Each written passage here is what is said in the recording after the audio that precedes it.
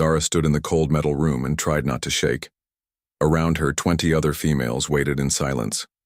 Their skin glowed with soft blue and green lights that moved like waves under their skin.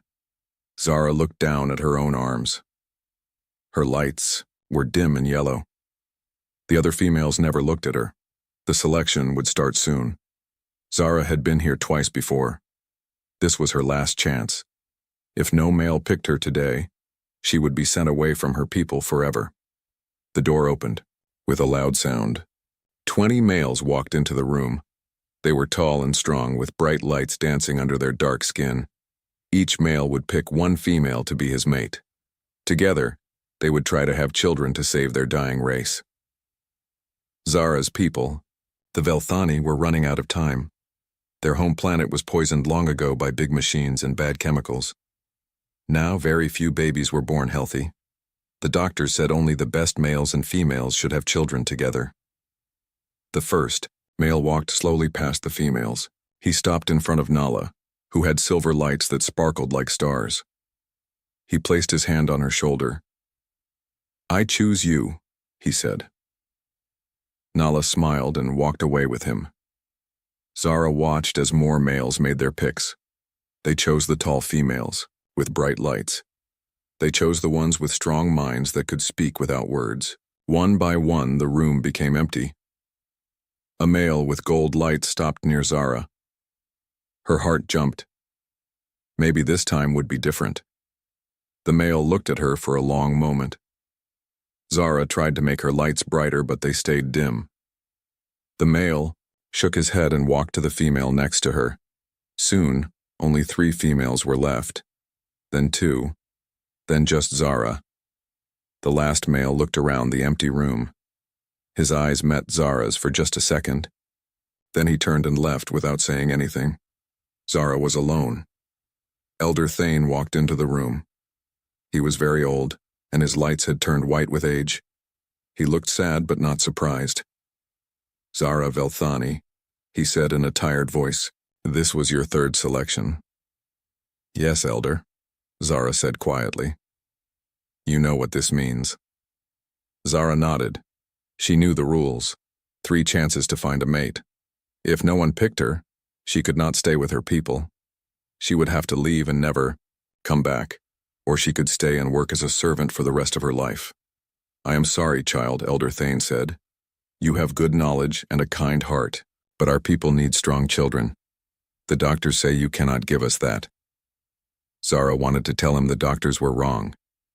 She had read the old books in secret. Her blood tests showed something different than what the doctors believed. But who would listen to her? "I understand, Elder," she said. You have one day to decide. Leave our people or stay and serve. Choose wisely." Elder Thane left her alone in the cold room. Zara walked out into the big hallways of Kepler Station. The station was like a small city in space where many different kinds of people lived and worked. She had never been outside the Velthani area before. The hallways were full of strange beings. Some looked like giant insects. Others were covered in fur or had too many arms. Zara pulled her robe tight around her and tried not to stare. She found herself in a place where the walls were made of clear glass. Outside, she could see stars and spaceships moving in the darkness. The sight made her feel very small. "Excuse me, miss. Are you okay?" Zara turned around. A creature was looking at her with concern. He had pink skin and hair on his head. His clothes were dirty, and he carried a box of tools. She had heard of his kind before. This was a human. "I am fine," Zara said in his language. She had learned some human words from the computer. "You sure? You look pretty upset." The human set down his tools. "I'm Jake, by the way, Jake Morrison. I work on the machines here." "I am Zara," she said carefully. Jake smiled. It was strange. When Velthani males looked at her, she saw disappointment. When Jake looked at her, she saw nothing but kindness. "Nice to meet you, Zara. I don't think I've seen you around this part of the station before. I do not come here usually. Well, if you ever need help finding anything, just ask. I know this place pretty well." Jake picked up his tools. "Hope your day gets better." He walked away, leaving Zara confused. Why had he been kind to her? He did not know her. He did not know she was useless to her own people. Zara spent the rest of the day walking around the station. She saw humans working together, laughing together, eating together. They came in many different sizes and colors. Some were tall, some short, some had dark skin, others light. But they all seemed to accept each other. In the Velthani area, everyone looked almost the same. The doctor said this was good. It meant they were pure. But watching the humans, Zara wondered if being different might not be so bad. That night, Zara sat in her small room and thought about her choice. She could leave and try to find a new life somewhere else. But where would she go? What would she do? Or she could stay and spend her life cleaning and serving the people who did not want her. As she sat thinking, she remembered Jake's kind smile. For just a moment, someone had looked at her and seen a person worth talking to, not a failed female. Not a genetic mistake, just Zara. Maybe there was a third choice she had not thought of yet. The next morning, Zara made her decision, but it was not the one Elder Thane expected. Zara did not go to Elder Thane the next morning. Instead, she went to the human area of the station. She hid behind corners and watched the humans work. They were so different from her people. They talked with their voices instead of their minds. They touched each other on the shoulders and shook hands. Some even hugged. Zara had never seen anything like it. She watched Jake fix a broken air cleaner. He worked with two other humans, a woman with red hair and a man with dark skin. They joked and laughed while they worked. When Jake made a mistake, the others did not get angry. They just helped him fix it. "That's weird," said the woman. "This part should not break so fast. Maybe the Velthani machines are too strong for our equipment," said the dark-skinned man. "Could be," Jake said. "Their technology is pretty advanced. Maybe we need to ask them for help." The woman laughed. "Good luck with that. They think we're too stupid to understand their machines." "Well, we'll figure it out," Jake said. "We always do." Zara was surprised. The humans seemed to think her people were smart, but her people thought humans were stupid. Who was right? For 3 days, Zara watched the humans. She learned their names. The red-haired woman was called Amy Rodriguez. She was a doctor who studied different kinds of people. The dark-skinned man was Ben Walker. He studied how different people lived and thought.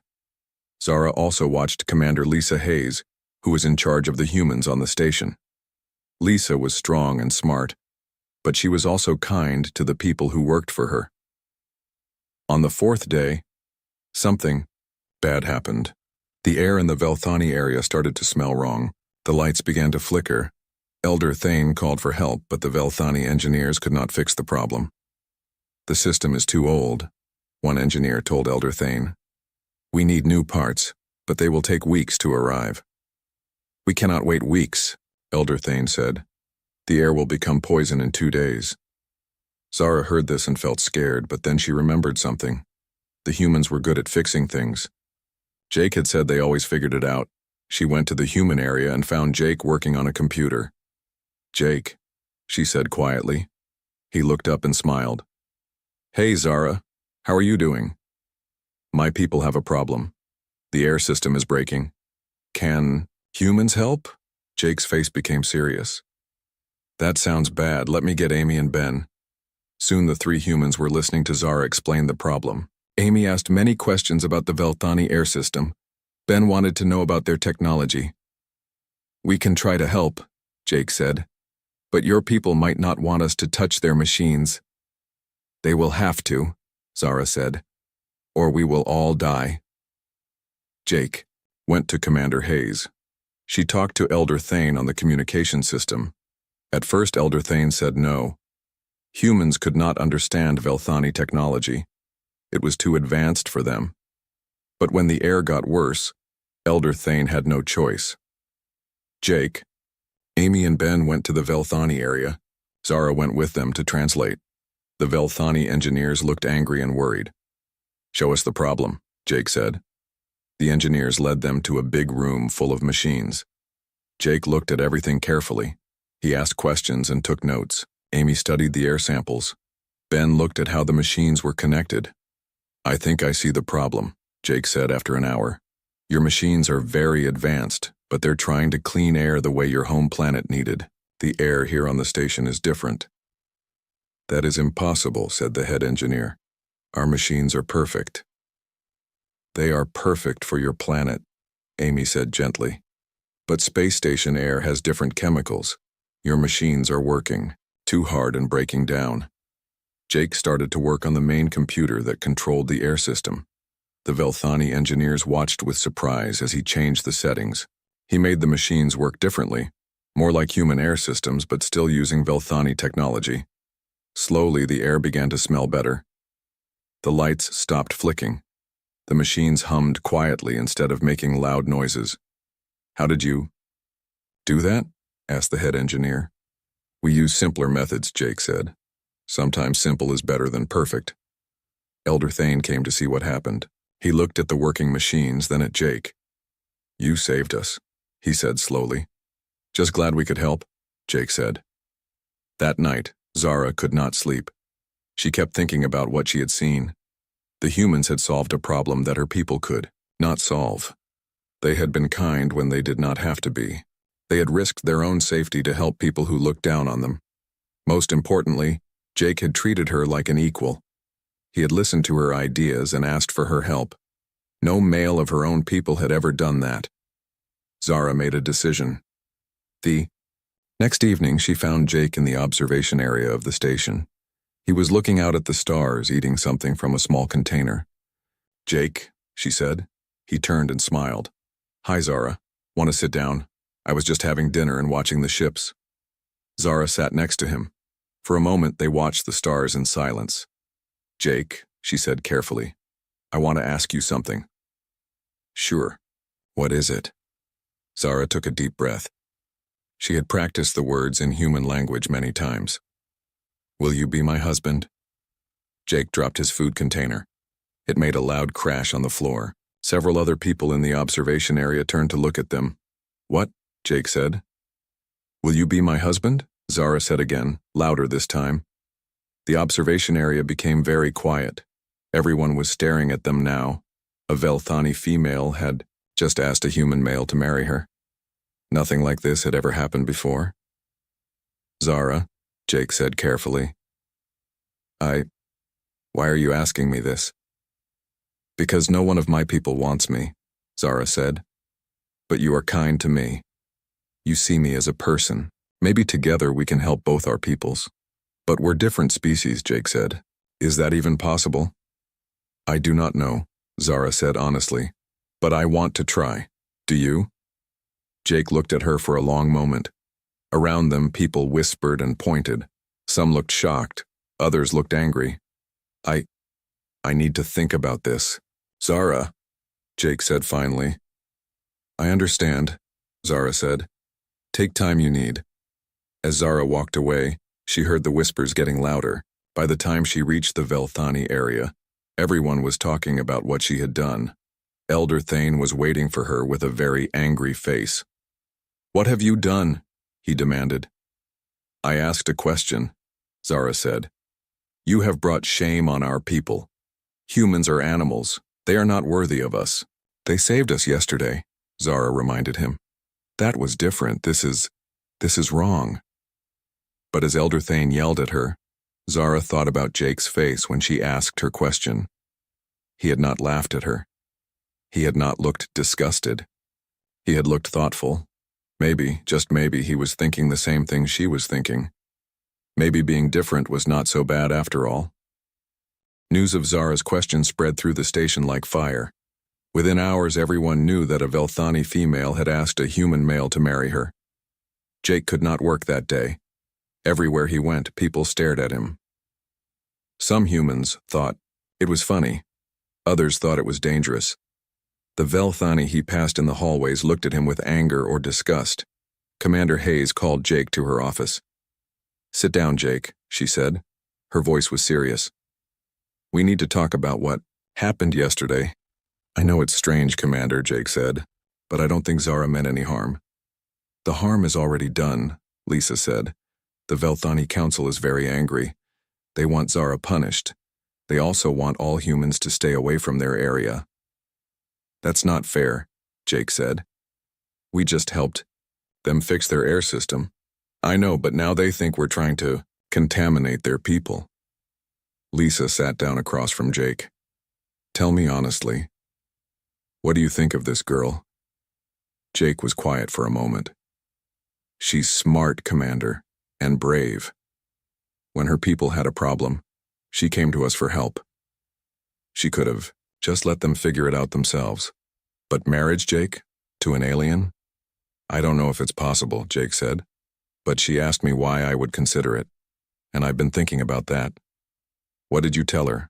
That I needed time to think. Lisa nodded. Good. Take all the time you need, but remember this could change everything between humans and Velthani, for better or worse. While Jake talked with his commander, Zara was facing her own problems. Krell, Velthani, the male who had been chosen in the first selection ceremony, came to see her. He was tall and strong, with bright golden lights under his skin. Many females had wanted him to choose them. You have brought shame on all of us, Krell said angrily. How dare you ask an animal to be your mate? Humans are not animals, Zara said calmly. They are intelligent beings with their own culture. They are short-lived and primitive. They have no lights under their skin. They cannot speak with their minds. They are nothing like us. Maybe that is good, Zara said. We are dying, Krell. Our children are weak and sick. Maybe we need something different. Krell's lights flashed red with anger. You speak madness. Our bloodlines are pure. That is what makes us strong. Our bloodlines are too pure, Zara said. That is what makes us weak. Krell raised his hand as if to hit her, but Elder Thane entered the room. Enough, the old man said. Krell, go back to your mate. Zara, come with me. Elder Thane led Zara to his private office. The walls were covered with pictures of their home planet before it was poisoned. Green trees and blue skies that no longer existed. Sit down, child, Elder Thane said. His voice was tired. Tell me why you did this. Because I want to live, Zara said simply. And I want our people to live too. Explain. Zara took a deep breath. I have been reading the old medical books, Elder. The ones from before our planet was poisoned. Our ancestors were not all the same. Some were tall, some short. Some had bright lights. Others had dim ones. But they were all healthy. Elder Thane frowned. The doctors say genetic purity makes us strong. The doctors are wrong, Zara said. In the old books, it says that mixing different bloodlines makes children stronger, not weaker. We have been choosing mates who are too much like ourselves. That is why our children are sick. You are not a doctor, Zara. No, but I can read. And I have seen something else, Elder. The humans are all different from each other, but they are healthy and strong. They live short lives, but they are full of energy and new ideas. Elder Thane was quiet for a long time. Even if this were true, he said finally, the idea of mixing with humans is disturbing, more disturbing than watching our people slowly die. Before Elder Thane could answer, Amy Rodriguez knocked on the door. Excuse me, Amy said in careful Velthani language. May I speak with you? Elder Thane looked surprised. Few humans learned their language. What do you want, human? I am a doctor, Amy said. I study genetics. I heard about Zara's question to my friend Jake. I want to offer some information. What information? Amy pulled out a small computer tablet. I have been studying blood samples from both our species. With permission, of course. I found something interesting. She showed them charts and numbers on the screen. Human genetics are very diverse. Velthani genetics are very focused. If our species had children together, those children might be healthier than either parent species. Elder Thane stared at the screen. This is impossible. It is unusual, Amy agreed. But not impossible. Many species on Earth do this. It is called hybrid vigor. The children get the best qualities from both parents. You are saying that human Velthani children would be strong? Potentially, yes. They might live longer than humans but be more adaptable than Velthani. They might be able to survive in places where neither parent species could live. Elder, Thane looked at Zara, then back at Amy. Why are you telling us this? Because Jake is my friend, Amy said, and because I think Zara is very brave. Not many people would risk everything for a chance to save their species. That evening, Jake found Zara in the same observation area where she had asked her question. I've been thinking about what you asked, Jake said, sitting beside her. And Zara's voice was quiet. I want to know more about you, about your people, about what this would really mean. It would mean we would be partners, Zara said. We would try to build a bridge between our peoples. Maybe we would have children who could help both species. But would you be happy? Jake asked. Really happy? Not just doing this to save your people? Zara looked at him with surprise. No one had ever asked her what would make her happy. I think so, she said slowly.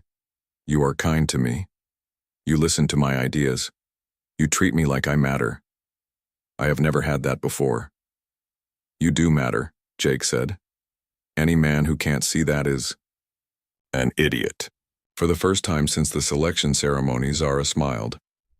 So, Jake said, if we're going to do this crazy thing, we're going to do it right.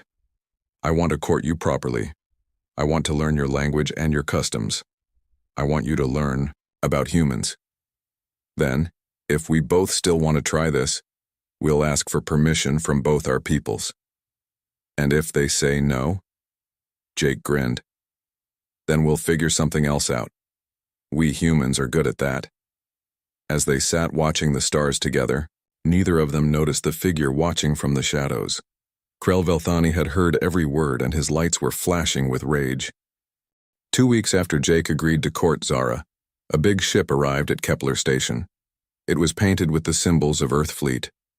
Admiral Steve Carter stepped off the ship with 20 soldiers behind him. Commander Hayes met him at the docking bay. Admiral, we weren't expecting you. Emergency orders, Commander, Steve said. His face was stern. I hear one of your people wants to marry an alien. Yes, sir. Engineer Jake Morrison and a Velthani female named Zara. That ends now, Steve said. Earth Fleet cannot allow this marriage. It could cause problems with other alien species. With respect, Admiral, Jake is a civilian contractor. He can marry whoever he wants. Not if it threatens human security, Steve said. I have orders to stop this marriage by any means necessary. At the same time, another ship arrived. This one belonged to the Velthani. It was twice as big as the human ship and covered in weapons. Elder Council member Vex Velthani came aboard with 50 guards. Elder Thane met the council member with worry. Honored Vex, why have you come? To stop this madness, Vex said. His voice was cold as ice. A female of our people wants to mate with a human animal. This cannot happen. Zara is young and confused, Elder Thane said. Perhaps we can convince her to change her mind. There is no convincing needed, Vex said. She will return to our homeworld for proper correction. If she refuses, she will be taken by force. While the two leaders planned to stop them, Jake and Zara continued to spend time together. Jake was learning Velthani language and customs. Zara was learning about human culture and emotions. They met in secret places around the station. Jake taught Zara how to laugh. Zara taught Jake how to communicate with the light patterns under her skin.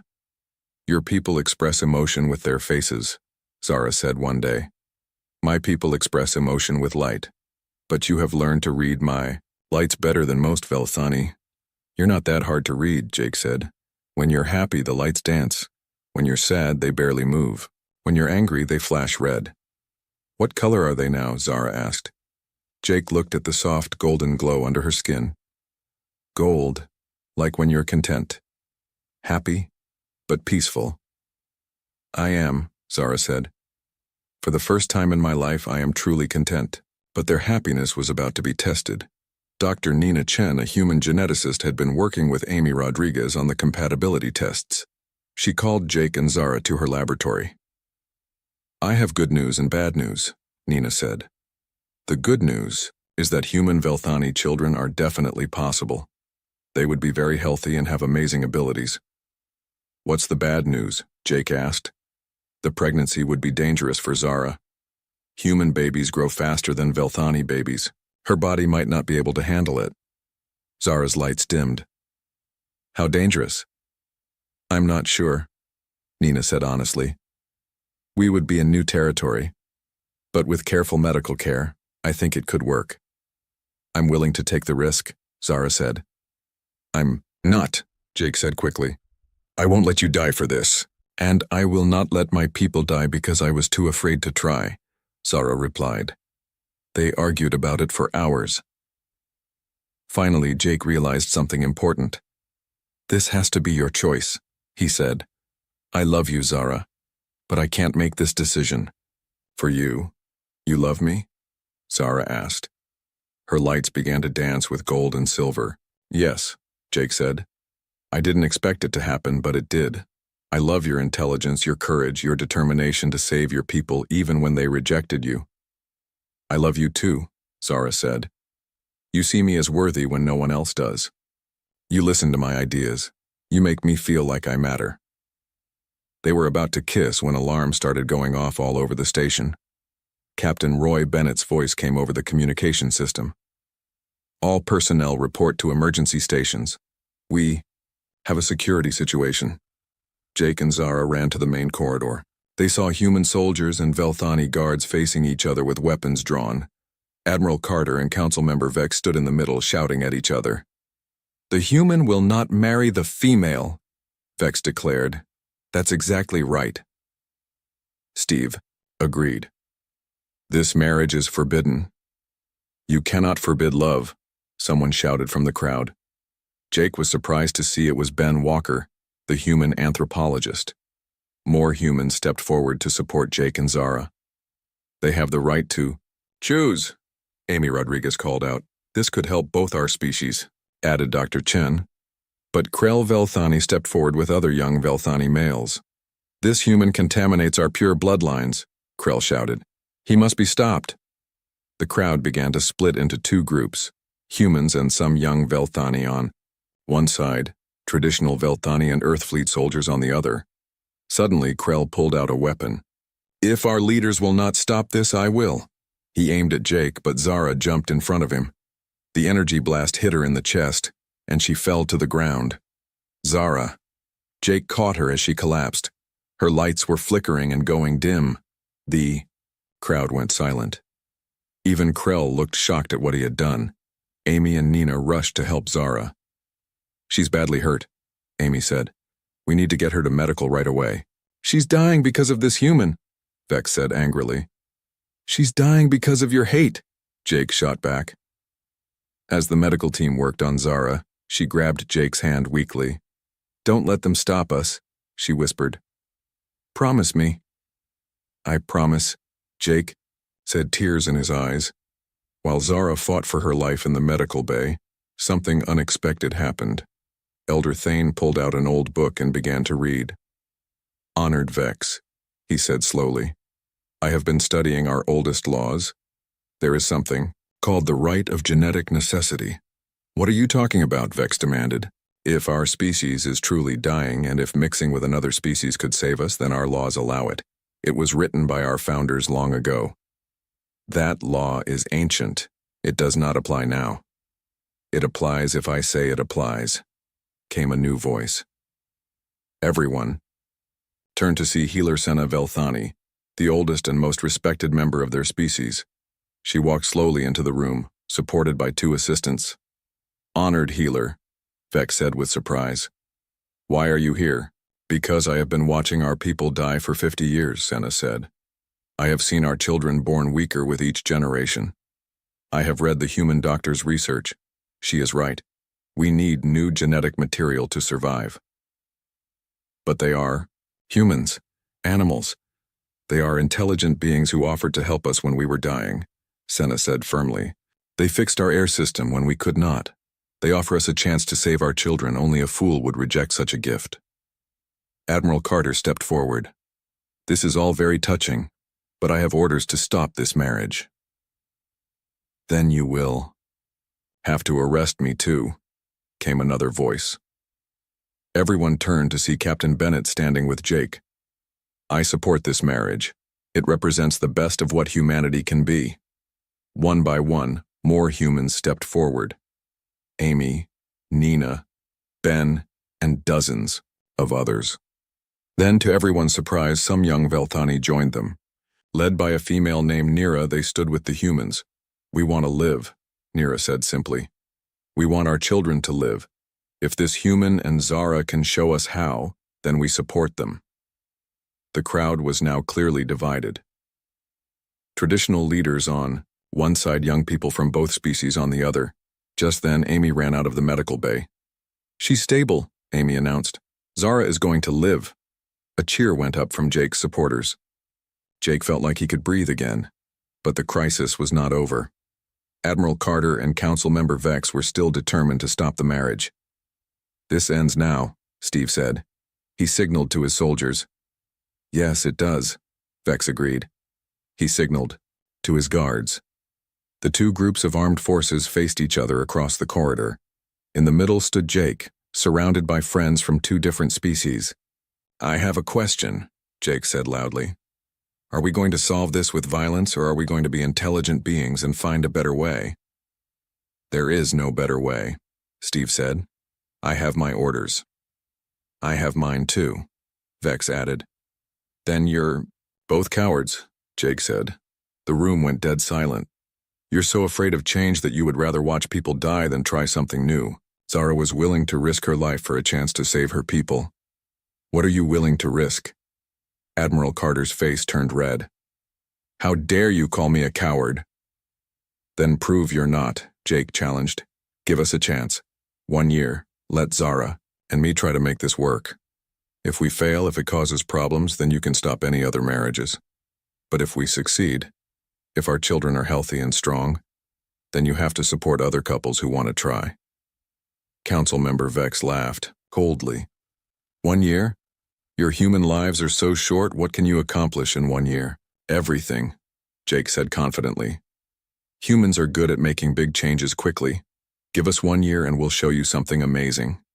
The two leaders looked at each other, then at the mixed crowd of humans and Velthani watching them. Finally, Healer Senna spoke up. I support this proposal. 1 year is a reasonable test. Captain Bennett nodded. So do I. Admiral Carter and Council Member Vex exchanged long looks. They were outnumbered and they knew it. 1 year, Steve said finally. But if this causes any diplomatic problems, it ends immediately. Agreed, Vex said reluctantly. But the female must prove she can bear healthy children, or she returns home for proper correction. Deal, Jake said before anyone could object. As the crowd dispersed, Jake rushed back to the medical bay. Zara was awake, her lights weak but steady. Did I miss anything interesting? She asked with a small smile. Just me. 6 months later, Jake and Zara stood in the biggest room on Kepler Station. It was decorated with flowers from a dozen different worlds. Humans sat next to Velthani. Other alien species had come to watch the first interspecies wedding in galactic history. Zara wore a dress that mixed human and Velthani traditions. It was white like human wedding dresses, but it had special fibers that made her natural lights shine brighter. Jake wore a formal human suit with Velthani light patterns sewn into the fabric. Healer Senna performed the ceremony. She spoke in both languages so everyone could understand. Today, two people from different worlds choose to become one family, Senna said. They do this not just for love, but for hope. Hope that differences can make us stronger, not weaker. When Jake and Zara kissed, the lights under Zara's skin exploded in brilliant gold and silver. The crowd cheered in a dozen different languages. But the real celebration had started months before. After their engagement, young Velthani began asking questions about humans. Young humans began learning about Velthani culture. Dr. Ben Walker started teaching classes about interspecies relationships. The key, Ben explained to his mixed classes, is not to try to become the same. It's to learn how your differences can help each other.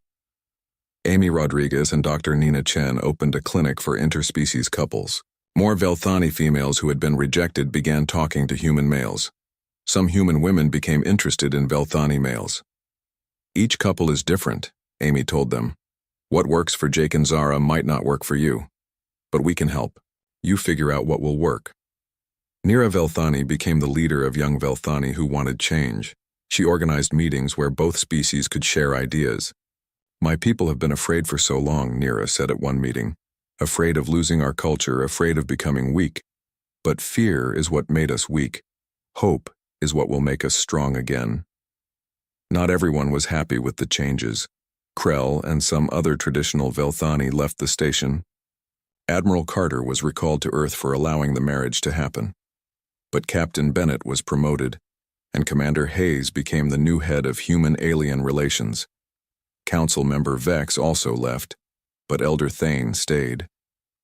He watched the changes with careful eyes. I do not understand everything that is happening, he told Healer Senna. But I see that our young people have hope again. That must mean something. The biggest test came 8 months after the wedding. Zara became pregnant. The pregnancy was difficult, just as Dr. Chen had predicted. Zara had to spend most of her time in the medical bay. Her body was working hard to grow a baby that was half human and half Velthani. The baby is growing faster than normal for Velthani, Amy explained to Jake, but slower than normal for humans. Zara's body is adapting, but it's exhausting for her. Jake stayed with Zara every day. He held her hand when the pain was bad. He read to her when she couldn't sleep. He brought her favorite foods from the human cafeteria. I'm scared, Zara admitted one night when the baby was very active. Me too, Jake said. But we're going to be okay. All 3 of us. How do you know? Because we have something our peoples never had before. We have each other. When the baby was born, everyone on the station held their breath. Would it be healthy? Would it look more human or more Velthani? Would it survive? The baby was perfect. She had Jake's brown hair and Zara's large eyes. Her skin was the color of light coffee, and it had faint lines where Velthani lights would grow when she got older. She was bigger than Velthani babies, but smaller than human babies. She's beautiful, Jake whispered, holding his daughter for the first time. What should we call her? Zara asked. They had talked about this for months. They wanted a name that worked in both languages, something that meant hope. Luna, Jake said. It means moon in human language, and it sounds like Lurin in Velthani, which means new beginning. Luna Morrison Velthani, Zara said, testing the name. I like it. Word of Luna's birth spread quickly. Scientists from dozens of species came to study her. She was the first known hybrid of her kind, and everyone wanted to know what she could do. The tests showed amazing results. Luna had human adaptability, but Velthani longevity. She could see in different kinds of light than either parent species. Her brain developed faster than human children, but would keep growing longer than Velthani children. Most amazing of all, she could communicate in ways neither parent species could. She could speak with her voice like humans and with light patterns like Velthani. But she could also do something new. She could share emotions directly through touch. She's not just half human and half Velthani, Dr. Chen explained excitedly. She's something entirely new, a bridge between species.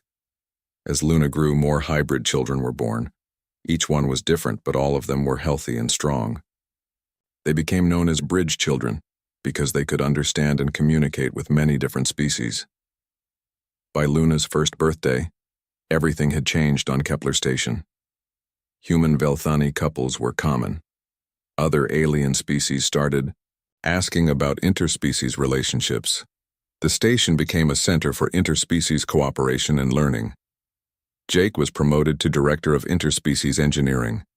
His job was to help different species work together on technology projects. Zara became a genetic counselor, helping couples from different species understand how to have healthy children. Elder Thane officially retired and named Nira as his replacement. At the ceremony, he made a speech that surprised everyone. I was wrong, he said simply. I thought mixing with other species would make us weak. Instead, it has made us stronger than we have been in centuries. Our children are healthy. Our future is bright. And it is all because two young people were brave enough to ask a simple question. Will you be my husband? On Luna's second birthday, Jake and Zara took her to the observation deck where Zara had first asked her question. Luna could walk now, and she babbled in a mixture of human words and Velthani light patterns. Do you ever regret it? Jake asked, watching Luna play with a toy that made lights dance across the walls. Never, Zara said. Do you? Not for a second, Jake replied. Best decision I ever made. Luna ran over to them, her skin beginning to show the first faint traces of bioluminescent patterns. She grabbed both their hands and pulled them toward the window. Look, she said in perfect human English. Then her skin flashed in Velthani pattern language. Stars pretty. As they stood together watching the stars, Jake thought about how much had changed. 2 years ago, he was just a maintenance engineer. Zara was a rejected female with no future. Now they were parents to a child who might change the galaxy. What do you think she'll be when she grows up? Zara asked. Whatever she wants to be, Jake said. The universe is going to be very different by then. Better, do you think? Jake watched Luna press her hands against the window, her skin glowing with wonder as she looked at the stars. Much better, he said confidently. A message came over the communication system. Captain Bennett's voice filled the observation deck. Attention all residents. We have just received word that the Galactic Council has approved the creation of the first interspecies colony. Volunteers from all species are welcome to apply. The colony will be located on New Haven, a planet suitable for multiple life forms. Jake and Zara looked at each other. Want to help build a new world? Jake asked. With you? Always, Zara replied. Luna clapped her hands, and her skin flashed with excited golden light. She didn't understand all the words, but she understood that something wonderful was about to happen. As they walked back to their quarters to start planning for their next adventure, Jake remembered something Zara had said long ago. Maybe being different is not so bad after all. She had been right. Being different wasn't bad at all. It was the beginning of everything good. Years later, when Luna was grown and had children of her own, she would tell them the story of how everything changed. How her mother was brave enough to ask a question that no one had ever asked before. How her father was kind enough to say yes. How two people from different worlds proved that love could bridge any gap. Remember, Luna would tell her own children, who were even more amazing combinations of different species. It all started with a simple question. Never be afraid to ask the questions that matter. You never know what wonderful things might happen. And in the great spiral of the galaxy, on dozens of worlds where different species now lived and loved together, children would learn that being different was not something to fear. It was something to celebrate. The end.